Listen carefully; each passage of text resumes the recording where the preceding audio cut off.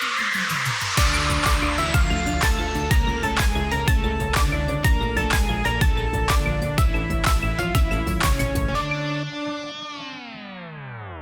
Den of Geek and Talking Strange fans, Aaron Sagers here at Ethereal Horror Fest in Austin, Texas, and I am joined by Alex Montilla, who is the writer, director, producer of Horror GPT, the short film that is showing here at Ethereal. Alex, I feel like the name tells us a little bit about the film. I saw it. I thought it was fun, but set it up for people that are not familiar with it. Sure. Yeah. Horror GPT is, so yeah, basically I punched into ChatGPT, write me a short horror film. And I shot it using cinematic mode on my phone. There's even a song at the end that is AI generated. So I just wanted to make a movie that at every level had some AI involvement. It's very silly. This is the old ChatGPT, so it's especially dumb. Like the movie doesn't make any sense, but that's kind of the fun of it. So, yeah.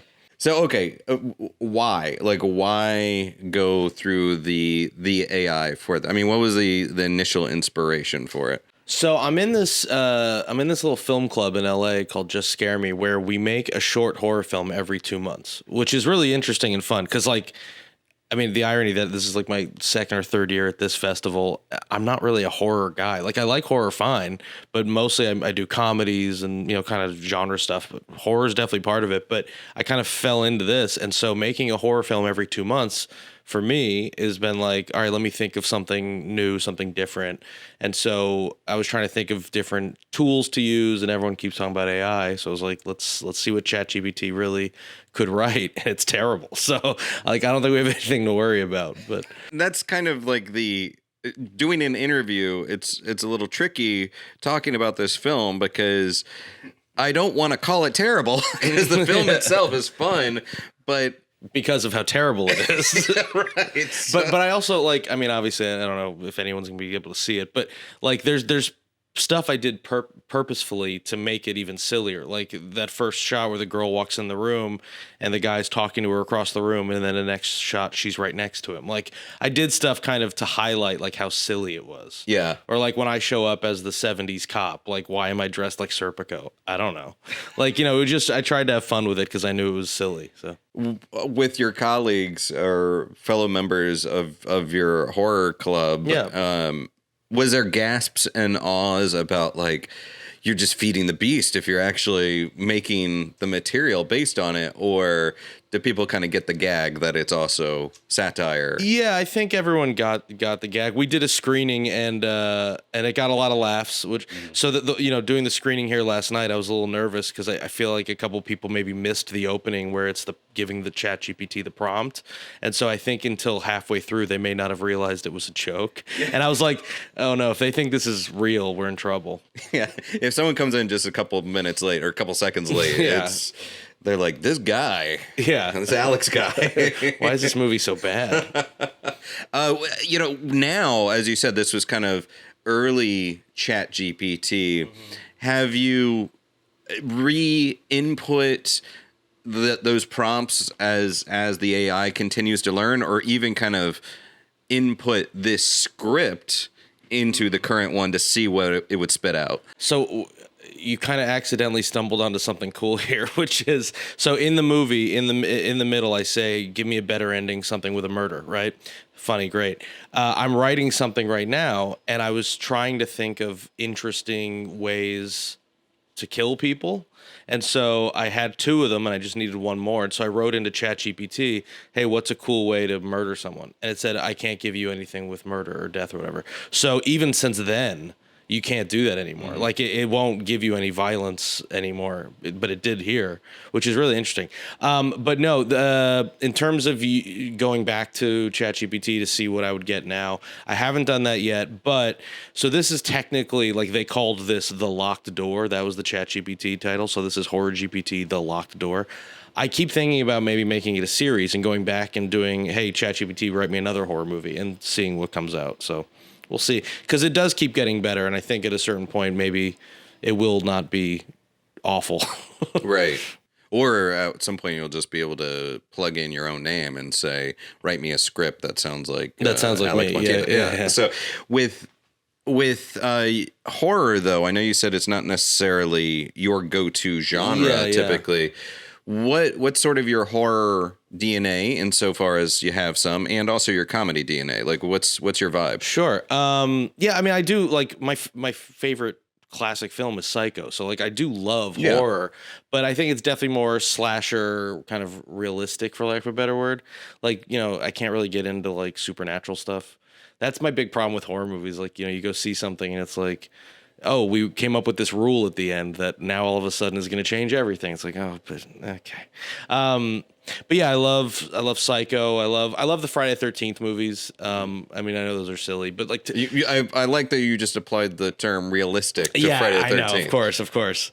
Yeah, well, slashers I think are interesting because even though there's obviously heightened reality, especially when you get into the later ones, like there is an element of person with knife, like that could happen, right? I think that's like, you know, stuff like even Silence of the Lambs or something, like something that is at least grounded in reality somewhat, like I'm into. And then in terms of comedy, you know, I love all the old Mel Brooks stuff and Airplane and all that. So that's kind of, you know, I do like silly and slapsticky and quick. But I think also horror and comedy are so closely related because the whole thing is rhythm and kind of peaks and valleys. And, you know, you elicit ideally a response from the crowd either way, either laughter or shrieking. So, yeah. But yeah, I made a short called Overkill. That was a horror comedy. That was a slasher thing that won this festival a couple of years ago. And so through that, just kind of, I started doing more horror. So maybe I'm a horror guy now, but you know, I think I'm definitely more in that kind of slasher realm. Well, I agree with you. It's sort of this natural, or it's a transition that makes sense from comedy to horror. I mean, and we see that with Jordan Peele, you know, yeah, of course, kind of successfully transitioning. Or even like Barbarian, I thought was such a good example where it's like, oh, this is all the beats of a comedy just done horror. Yeah. Yeah. And like a joke, a good setup to a joke, the tension before the payoff. Yeah, it makes a lot of sense. Right. I know you said you're originally from Miami, right? Yeah, South Florida. Yeah. And now live in LA. I like finding out about people's kind of personal urban legends or the things they grew up with. Is there anything from where you grew up, creepy old house, end of block situation? That's interesting. I don't know why this is the thing that comes to mind. So I'm from Parkland, Florida, which now everyone unfortunately knows where that is. But there's a little strip where there's like not much on it, this road, and there was a place there. It doesn't exist anymore, so I can say the name, called Deanie's Hideaway. And as high schoolers, we would always be like, "What is that place?" And we found out later it was like a swingers club. Randomly in our little town, and so we always like would imagine what was in there, and now it's like shuttered, so it's like really creepy. We're like what's floating around in those hot tubs? Like, just, I know that's a strange place to go, but for some reason that's the thing that comes to mind. But you know, we were also right on the Everglades, so like, you know, there's always, you would hear people talk about like, oh yeah, in that building at the end of Loxahatchee, the Klan meets, and then, you know, they bring bodies out to the gators and stuff, and it's like, I don't know if any of that's true, but like that would freak us out as kids. So yeah. I was thinking I thought you were going to go in a different direction. Maybe alligators that somehow get into Deanie's Hideaway. Yeah. Some sort of sentient swinger gator that emerges. And they died of syphilis. Yeah, it's bad end for that gator. Gator, by the way, delicious. Not with syphilis, though. No. Yeah. Important safety tip, kids. How can people check out Horror GPT and support your work? That's a good question. I'm sure I'll post it at some point on either YouTube or Vimeo. So just look me up, Alex Montilla, and then I'm AK Montilla on most social media stuff. So all right, very cool. Check me out. Alex Montilla, writer, producer, director of the short film Horror, editor and actor too, and editor and actor Serpico Cop. That's right. In Horror GPT, which is a good film, even though it's not a good film. Right. Yeah. It's good for being bad. There you go. You said it. From Ethereal Horror Festival, Marin Sagers, and it's Alex Montilla.